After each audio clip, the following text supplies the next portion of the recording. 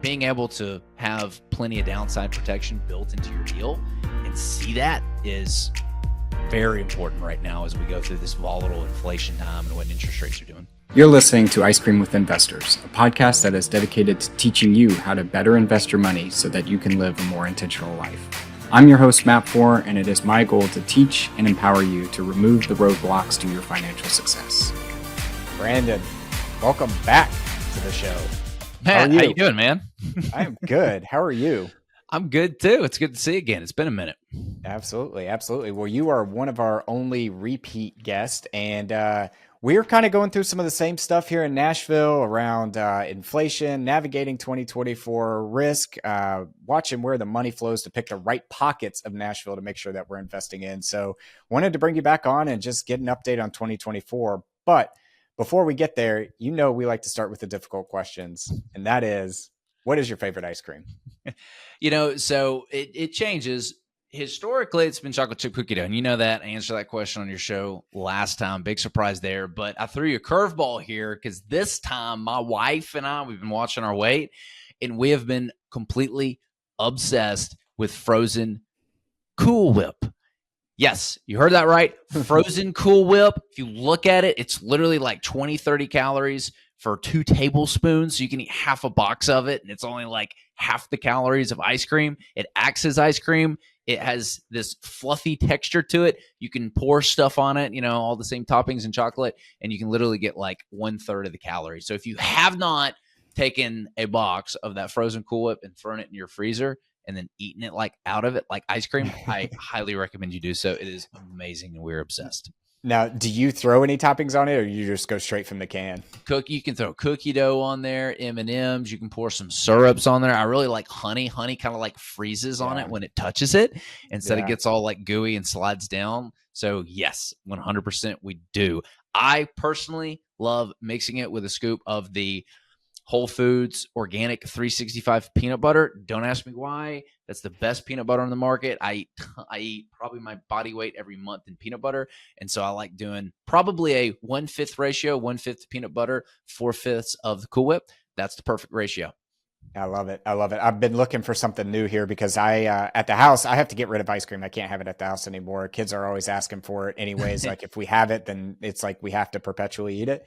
So I've been doing like yogurt with honey in it, but yogurt still has a ton of sugar in it. So I might have to try the Cool Whip from the can. It's good. You're substituting the sugar with artificial sweeteners, but hey, who's looking at the label? Yeah. Well, catch us up. If our listeners didn't listen to you on the first round, what's your scoop? What do you do here in Nashville? Yeah. So, I'll save the story. The long story short, we're developers. We focus on entry-level housing right here in Middle Tennessee. It has a lot of names. A lot of people call it affordable housing. It can get misconstrued sometimes, but we are interested in putting people in their first home. We don't do Section 8 or government housing. It's you are of age, wanting to purchase a home. It's typically millennials right now. They're prime home buying age. We're trying to get you in your first house. And so what we do is we go in and we partner with the local municipalities in and around the Nashville, Tennessee market to identify the vision for the community, what they're trying to create. We pull up a chair on the same side of the table. We listen to the needs of the community, the wants, the pain points, and then we go and we deliver on that. And so we've got 3 primary strategies, exit strategies. It starts with identifying that vision, going and rezoning the land to higher density, entitling the land, getting all the approvals in place, and then actually developing that land. And once we get all the approvals in place and everything is stamped by the city and the state saying, hey, you're good to go, ready, set, put a shovel in the ground and start moving dirt. At that point, we can either sell off the land to another developer if it's an area we don't want to do or we've got too much on our plate, or we can develop it and sell it to a builder. So put all the roads, the utilities, the water, the sewer in, and sell those finished pads to an end buyer that we already have in place, or we can build and sell the homes ourselves. And then a fourth exit strategy that we were aggressively working on until interest rates did what they did was a build to rent. So being able to hold these assets long-term and be able to rent them out. And so we work with a lot of investors who are interested in creating passive income in order to just live life on their own terms, make an impact and, ultimately retire through real estate. Now, you mentioned pulling up next to the city council people and kind of understanding their vision and co-developing with them, like where you can add value. The thing that scares me about zoning, and I've never rezoned anything or done anything like that because it kind of feels a little scary to me, but is that there's so many moving pieces here. So I guess my question to you about this process is it the chicken or the egg? Do you start with the city and say, hey, what are you really trying to do? And then just go try to turn on your marketing and acquisition engine in that specific area that they're looking? Or do you have an acquisition engine that finds land and things like that, and before you go acquire that or put an option on it, you sit down with the city? So in this case, the chicken, the first thing that you just said, I want to go sit down with them and identify what's lacking in the community. What do they need? Because I'm going to go after those specific parcels, right? It's a sniper approach. It's not a spray and pray method. We only talk to maybe 25, 30 people per year because we have such a compelling offer. When you can go to somebody who's got a piece of land or a home that's sitting on a piece of land and it's worth $400,000, $500,000, $600,000, $700,000 and say, hey, would you be interested if I could give you 1.2 or 1.3 for it? You've got their attention. That's a lot of extra money. And we build that value in by taking these pieces of land from, one or two houses to 50 to 100 houses, or taking it from just a plain commercial zoning to chopping up into 4 or 5 different commercial lots. And so that's how we add value. And it starts with the city. You don't want to show up to a hearing and be a new face with something you're proposing, right? Let's be honest. People make very emotional decisions and we rationalize it, right? We're emotional creatures. And so if you've already met with them and they know who you are and they like you and you've listened to their pain points and you said, okay, let me see if I can't go and find something here, that's going to do so much more for you on the back end than you spending time, effort, money, and resources trying to shove something down their throat. You do not want to do that. That's the number one thing you can do, is align yourself with the city. Now, not every municipality is going to be developer friendly, right? But they can't change the zoning. They can't change the laws. I mean, if a piece of land is currently zoned something, then it's zoned something. And there's always something each community wants. There's no community that goes, you know what, I'm good. We just need to leave all the land alone. Don't do anything with it. There's something that they need. Start with what they need. And if you give them what they need enough times and you deliver, then you've scored some brownie points to be able to pull out of your pocket later on and go, all right, now I've got something here. Work with me. Two things on that. One, you mentioned you pay 1.2, 1.1 for lands that's worth 700K. Square that hole for me. How are you able to do that? Yeah, so I'll give you an example. So we just bought some land that was zoned for, it was agricultural. It was just a house. It was kind of like a little farm. That's it. So what's it worth? Maybe 350, 380, maybe 400. Maybe they get a stretch and get 450 for it. We paid them $700,000 for that house. And we did it after we went and rezoned the land to put 74 houses on it. And so to us, it's a really great deal. We know that homes are going for anywhere between 20 and 25 per paper lot, somewhere around there. Depends on what the development cost is, but around 20 per 25 per paper lot. We paid 10 per paper lot. They won because they got almost twice what their home was worth. We won because we got a really great deal. Our investors won because we just built in a huge moat of equity, our safety net, our downside protection, all from the get-go. That's what I love about development, or there's so many parties that win. Yeah. Now, the second part was you mentioned that finding out what that community wants and then making sure that you give it to them. Just curious, like, what are some of the crazy things that you've heard they want in their community, and how do you come through on that promise? There's not too many crazy things. I've heard some water parks before, but people want more green space. They want certain areas of the city, those parts of the road that everybody gets banged up on. There's always that little spot in that area you drive over that wants to get fixed, right? That comes from tax revenue. And if there's no tax revenue there, they can't fill it. So they want additional tax revenue from the houses or the buildings that are coming. They need that kind of stuff.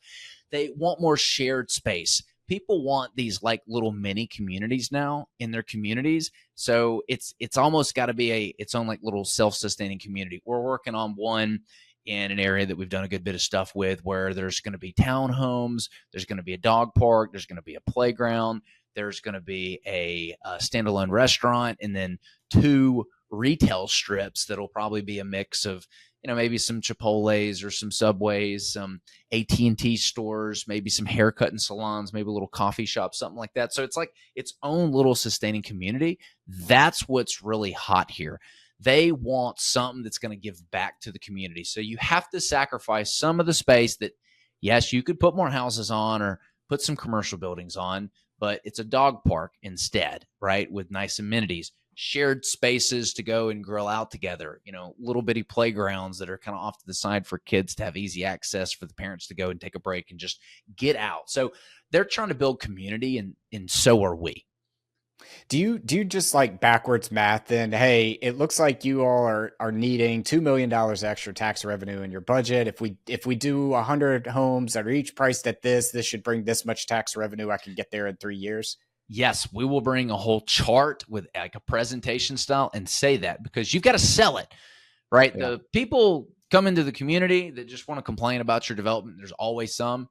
They can't see a lot of these things. It's your job to demonstrate the value that you're bringing, right? And so that's what we'll do. Hey, here's the future revenue. And so not only that, we will put the cost of the project and say, hey, we can pump this much money into the local community here. We'll buy some of these materials locally here. We'll buy some of the materials locally here and actually pour back into the community. Hey, most of the contractors that are working here are going to be, local contractors. And again, you're not going to be able to buy 100% of the materials and use 100% of the workers, but you try to do what you can to keep some of the community busy, right? Like have them be actively involved in the development. It's a completely different world. And it's really, really important. You'd be surprised by how many people get upset when you're bringing in outside workers or outside materials to something. They want you to have a sense of community. We caught some flack because we were developing and selling some land to a builder. And I guess they thought that we were going to be the ones building the actual houses. And for whatever reason, they were kind of like, hey, like, what's going on here? What we thought y'all were building houses. We're like, no, we developed the land. We got an offer we couldn't refuse, and we ended up selling them. And for some reason, they didn't like that. And we were thinking, well, why does it matter? It's the same thing that was going to get built, whether it's us or them. They want developers to be involved in the community. And I'm not talking about downtown New York City, right? Or downtown Nashville, Tennessee, where it's a big metropolis. I'm talking about those suburban communities. That's where you're going to find a lot of this. Yeah, so let's talk a little bit about that. I know we were chatting a little bit offline on how you find different pockets within a grander Middle Tennessee or Davidson County to make sure that it's economically viable as well to go pursue this. And you were mentioned that you've got like 4 different ways that you look about where money is flowing to figure out the right pockets of Nashville. Could you recap us on like what are those 4 different ways and how are you applying that today? Yeah, so it's really more for like larger cities, and Nashville definitely applies as well as some other cities. You're wanting to look at the influx. And so what I'll do is I'll kind of start high level and then I'll boil it down into more of like a micro level. And we'll look at kind of the different areas in Nashville and what we're looking at and filtering for to decide where we want to be. So from a high level, you've got 4 different types of money that are going into an area. And it's really important that you want all 4. And the whole reason we're talking about this is you want to create recession resistance in your portfolio. If you could have been in the toilet paper industry during COVID, it didn't matter what the economy was doing. You were fine because there was so much money in toilet paper. It was flying off the shelf. So the goal is you want to preferably go to where the money is going. So let's talk about where the money is coming from. Institutions, large corporations, small businesses, and consumers. Those are the 4. So how do you know that an institution is actually moving to an area? Well, a great resource to look at is downtown buildings. All those big buildings that are being built, the hotels, that is mostly institutional capital that is moving into those areas. Large corporations, you can go pick up a copy of, like, let's say it's Nashville Business Magazine or Dallas Business Magazine, and read what the local businesses are doing. You will see that Amazon, for example, in Nashville, they built a C-suite exec level downtown. Like the whole building is dedicated to Amazon. Oracle, they announced that they were coming here.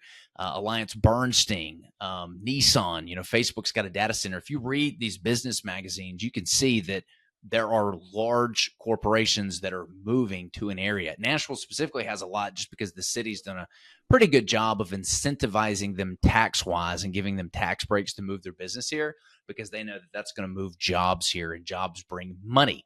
There's the money part of it again. The next is you've got small businesses. So go and look up, get with local commercial brokers, or go look up what the leasing is doing. Like what does the cost per square foot on leasing done? That's going to give you a great indication of how many small businesses are moving to that area and what the lifeblood is for that.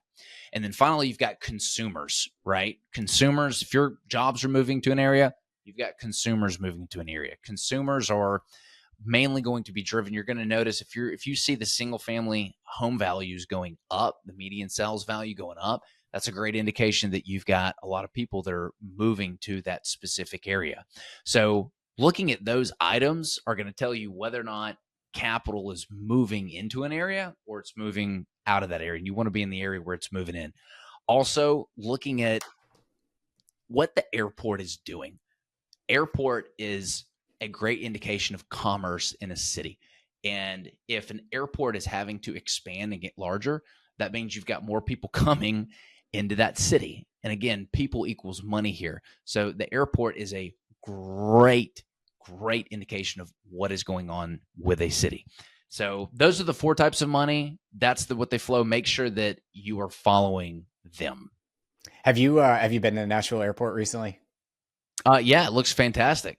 Dude, it's so nice compared to what it used to be probably like 10 years ago. We flew out of the T gate, which is right there once you go through now. And just that area alone, brand new, all new lounges, all that kind of stuff. And it's like, man, we have finally made it. Yeah, they've done a wonderful job catering to all the locals. And speaking of locals, so I told you about like the kind of high level, right? What you're looking for if you're going to invest in the city. So as far as the specific areas and how we decide to drill down, it starts with who your end buyer is and your product. So for us, we want to put people in first-time homebuyer housing. You're not going to see us developing anything in Williamson County, right? Mm-hmm. Most expensive county in Tennessee. $900,000 to get into like an entry-level home up there. We want to be in the areas where you still have homes that are priced $400,000 and under. If you look at the mortgage that your typical first-time home buyer can afford, it's around $2,300 to $2,600 a month. So if you look at what that priced home that is, you're somewhere around the high 300s and below. So you need to look at the areas where that inventory is still available and it's moving. That's where we want to be. And you want to be able to look at which pockets are most developer friendly. So that's a key distinction. So we will go around. There are certain counties that are developer friendly and there are certain that are not. And we would prefer to be in the ones that are developer friendly because they're much easier to deal with. And so that's how we primarily choose where we want to be. So let's talk a little bit about this first-time home buyer price point. I believe that there's an affordable housing crisis here in America. We're not building enough homes. We're not building enough affordable housing. And there's really 2 reasons for that from my perspective. The first is red tape and bureaucratic procedures. We talked a little bit about it at the front end around how you can kind of navigate through that, making sure you're aligned with the city council. Ultimately, I've said it and I'll say it again. Every city council person wants affordable housing until you give them a solution. And then they'd rather take the Class A office space that's going to have mixed use development and all that kind of stuff because it looks prettier. The second thing is really developer incentives. So there are permitting fees and incentives like that on the front end. But also, I mean, if you look at it, you're a developer. If it cost you $100,000 to put sticks in the ground and you could sell that thing for $400,000, or it cost you $125,000 to put it in the ground and you could sell it for $1 million, you're just incentivized to go for the higher margin, higher price point. Now, obviously, that the pool of buyers gets smaller the higher you go up. But why did you choose this price band of entry level first time home buyers? Simple supply and demand imbalances. We wanted to be in something with a good roadway, and we've done those houses, 6, 7, $800,000 homes in Nashville, Tennessee. The downtown views, the semi-custom look. You know, you Gucci it out. You like fall in love with the home as you're walking through it. We've done all that kind of stuff, and with the interest rates doing what they did, our inventory that was more entry level focused. You know, we're a big fan of townhome products. That still continued to move because you still had such a huge supply and demand imbalance. And you can kind of get creative there and say, okay, you know, we'll give you 3 points and help buy down your rate. We'll partner with a mortgage company that'll add a point to it. We'll help out with your closing costs. There's some stuff you can do there where you don't have as many tools available for $800,000-$900,000 home.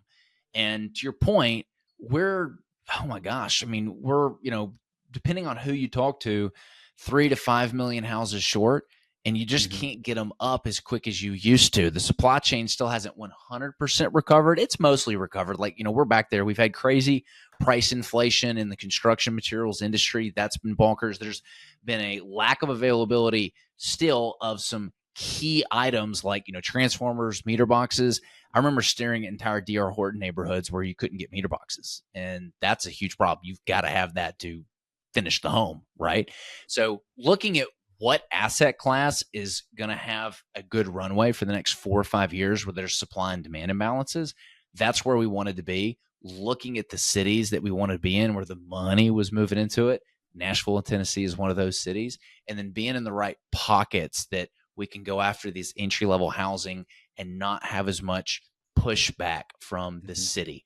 Those were the filters we were using to land on where we wanted to plant our flag in the ground. Yeah, gotcha.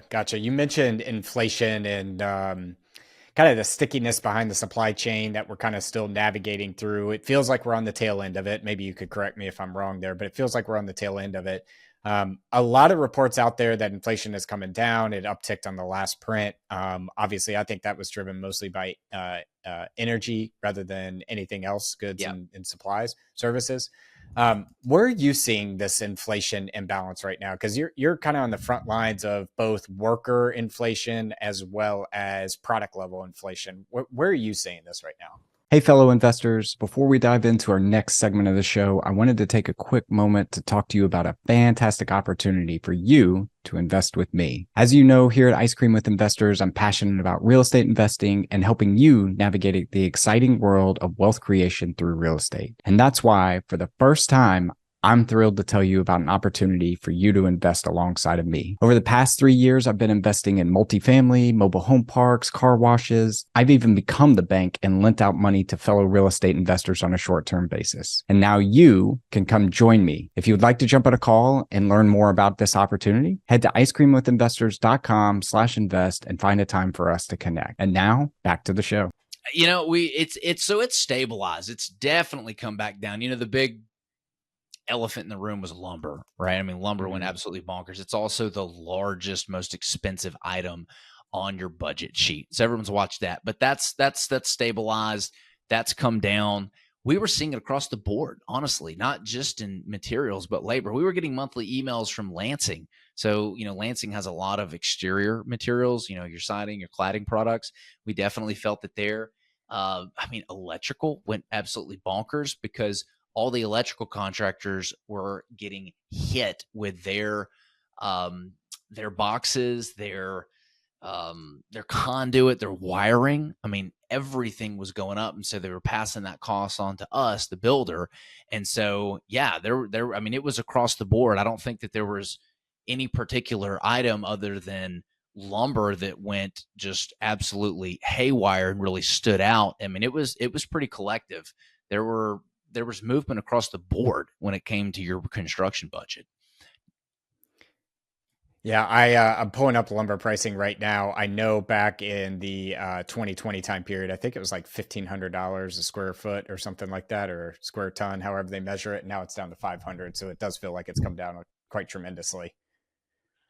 Yeah, and we bought some at the peak there because we had to get some projects rocking and rolling. I mean, it was a real thing, and I'm glad that we're out of that. I think we've stabilized on the construction stuff. I think there might be still some stuff kind of, here and there that might be a little bit volatile, but I don't think we're going to have the crazy volatility that we saw over the past couple of years. Yeah. Yeah. We were chatting a little bit beforehand on 2024 just being a crazy year, right? There was a lot of supply that went into the ground in 2021, 2022 that's now emerging in 2024 here. It looks like across the country for most markets, most of that will burn through in 2025 and 2026. And we're not putting anything else in the ground really at the scale that we need to bring down rent prices as well as home prices. So if you're in this game and can kind of get to 2026, 2027, you're probably in a good spot. If you're in this game and you can't see past the next 6 months, you're going to struggle mightily for the next 2 years here. But talk to us about like how you're just trying to navigate all of this risk right now that you're seeing in 2023, from interest rates to geopolitical to what's inflation doing. It is an election year. So talk to us about how you're kind of navigating this risk.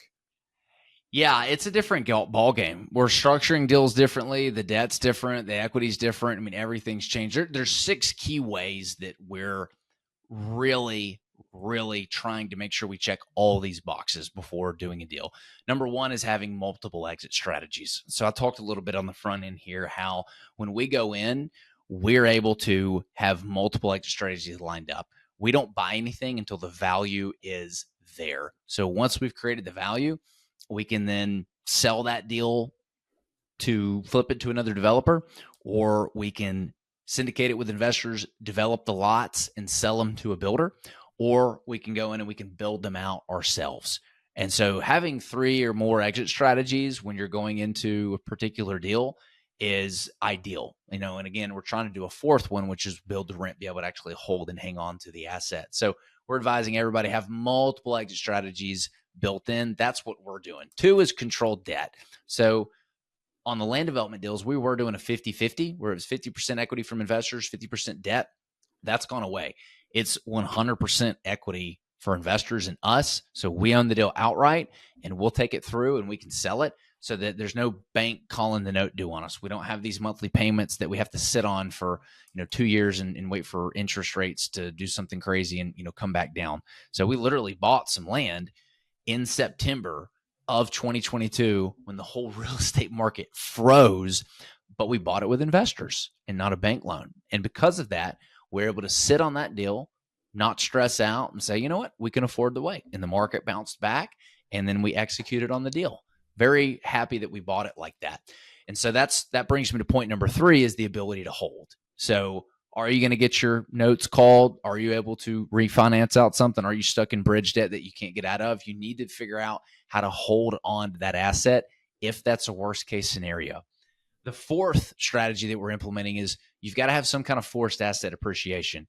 You're in the multifamily world. You guys are all about renovating, increasing rents, getting scrappy to increase that NOI and increase the value. We do the same thing, but during the rezone or entitlement process. So we're force appreciating that asset before we actually buy it. And once we've removed the risks and once we've created the value, that's when we'll go in and buy it. So the more deals that you can do like that, where you're forced appreciation, where you've got a forced appreciation strategy, or you can do it before you buy it, we're highly advising people do that because that's what we're doing. The 5th strategy is having an end buyer lined up. So when we develop land, we don't just develop it and throw it on the market and hope it sells. We're developing it with an end buyer in mind. And typically, we will not develop that land unless we have a contract in place and a significant deposit and earnest money with the end buyer. We want to have our exit strategy lined up ahead of time. And so we've sold some communities to these build to rent communities. They'll buy the finished houses before they're actually done. Those are 2 examples of how we're lining up end buyers before we go and we execute on those developments. So we don't have that market risk. We don't have that time risk. And 6, and finally, is having plenty of downside protection. So I think everybody kind of forgot about this. I saw there was a ton of underwriting going on before 2022 where it's like, where's the downside risk here? Like, they didn't leave any downside protection. You want to make sure that you've got the ability to hang on to something and watch the value fall before it comes back up. Like I was showing you, we had built in some significant equity with that land we purchased. We purchased it for, I think it was 8,000 or 9,000 per pad, and we knew it was worth 20, 25 per pad. So it could lose, 40% of its value, and we're still good. We don't have a paper loss on it. So being able to have plenty of downside protection built into your deal and see that is very important right now as we go through this volatile inflation time and what interest rates are doing. Yeah, I saw some deals in 2021 that they were underwriting 6 to 8% rent growth every year, and I'm like, what? Where in the world do you think that's going to be a repeatable business model? So to your point around downside protection, like they didn't have any of that in it. Yeah. Yeah. I also think like I want to highlight your comments around controlling your debt and ability to hold. I am pretty staunch in my belief that real estate will always appreciate over time. The problem is I can't tell you how long that time is. So the only way you really lose money in real estate is when you are forced to sell because you have a balloon payment, your debt gets out of whack, or you can't hold it because it's not cash flowing. All things being equal, if it cash flows and you have steady debt payments and you know what your costs are going to be there, real estate should be bringing you value over time. Just can't tell you how long you have to wait. Dude, I think you hit it right on the head. It's always gone up over time, and it always will. And what I love about it is it doesn't go to zero. I think that a lot of people get lost with these fancy, 18, 20, 30% IRR numbers. And oh my gosh, it's real estate. And everyone's talking about how awesome it is. And they don't realize that the number one thing on their mind needs to be capital preservation. And so this is why I'm not a fan of picking individual stocks. It's literally 99.99% of every company that's ever come out eventually goes to zero, goes out of business. That's just a fact. And if you're trying to pick individual stocks, then it's just a matter of time before your investment goes to zero if you're trying to hold it long-term. So being in any kind of asset classes or index funds where the likelihood of it going to zero is very, very small is the first thing that people need to have on their mind. Yeah. Now, don't get me wrong. A nuclear bomb could be dropped on Nashville and the whole city is contagious for the next 20 years. Yes, of course, there are fringe cases here. But I mean, for the most part, if you can hold it over the long term and it cash flows, you're going to be all right. Yeah, 100%. I want to switch this to our last round. We're calling this the 4 toppings. Our first one is, what is your favorite book, or what is a book you've read recently that's given you a paradigm shift? Recently I've read Keith Cunningham's The Road Less Stupid. And he's the only book I've read that gives you actionable questions that you need to be asking yourself to not pay the dumb tax. Highly recommend that book. Yeah, I'll have to check it out. I haven't heard it, but definitely a catchy name title there. Our second one is, what is the best piece of advice you've ever received? I think we went over this last time on create the problem first and then solve it. That's kind of my go-to here. I really like that piece of advice. A lot of people get stuck at the starting line because they think they have to have everything figured out. For us, we've got a supply company. We were under a lot of pressure to be able to build these neighborhoods and couldn't get access to materials when the supply chains were constrained. So we started going abroad, and Lord and behold, that door, one door closed and created a problem, but another opened. And so we started getting all these materials in, and wouldn't you know, like, not only did we solve the problem, but it opened up another door for us, and we started selling some of these materials that we get. So we're leveraging our developments to buy in bulk, save money, and then selling off to other developers and other contractors, other suppliers that are buying this stuff. So, we created a problem for ourselves. We're like, all right, we can't get materials. What are we going to do? Let's get creative. Let's think outside the box here. So I still like that advice a lot. Yeah, I was like, it reminds me of get going, then get good. I think too often when we're like, okay, I want to build 100-person town community or whatever, like that's the end goal, we forget where to start. And starting is finding a piece of land that you can develop on. So let's just focus on that single problem first. But I didn't know you guys were doing the almost like wholesale on building supply. We'll have to talk about that here later. Yeah, man, I've got like 20 trucks on its way. Nice. Our third one is, what are you most proud of in your life? Oh, right now it's my pregnant wife. We've got a baby on the way we're excited about. I am just tickled to death.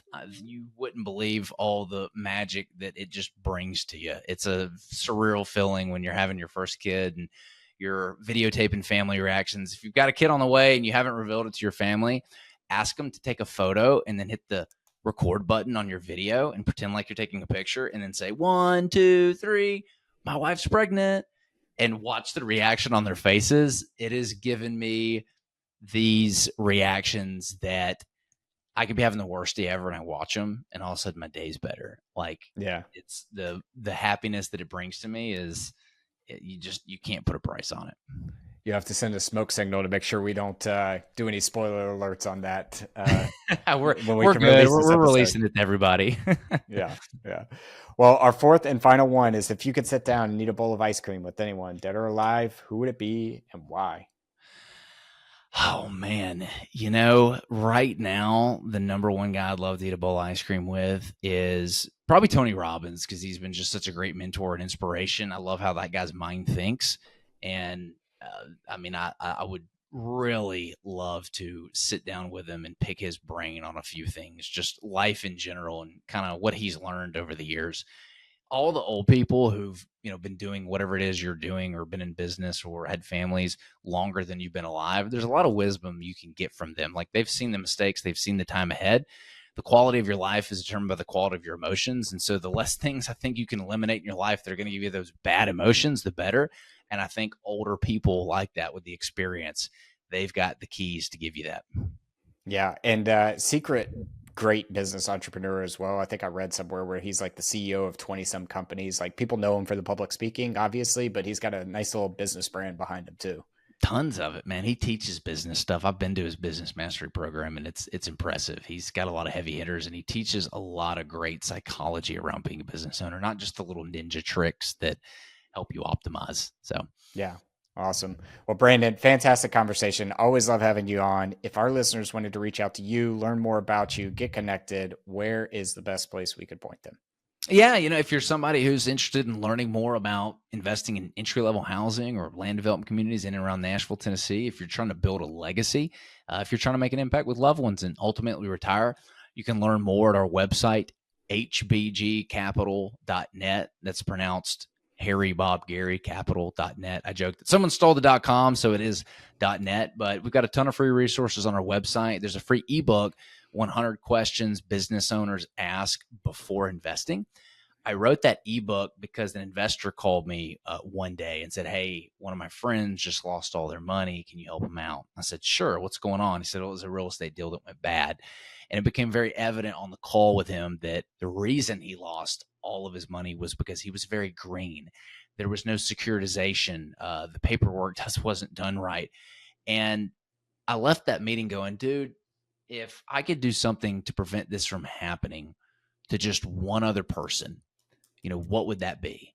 And so that's why I put that book out there, 100 Questions Business Owners Ask Before Investing, because good questions give you the answers you need to make more informed decisions. Because if you don't know what questions to ask, you can't get the answers you need to make more informed decisions. So you can grab that on our website. And we've also got a podcast, Recession Resistant Real Estate Radio. Check us out there.